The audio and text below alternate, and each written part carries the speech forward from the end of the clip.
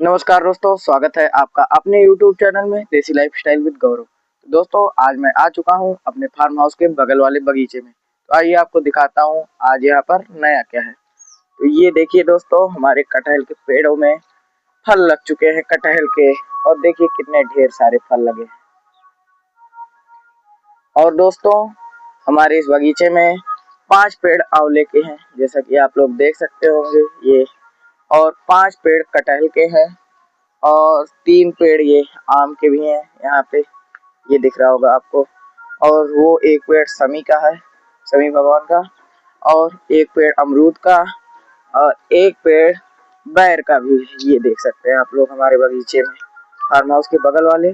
और यहाँ हम लोग कुछ छोटे छोटे पेड़ भी लगाए, जैसे ये हरसिंगार का एक पेड़ है और ये नींबू का पेड़।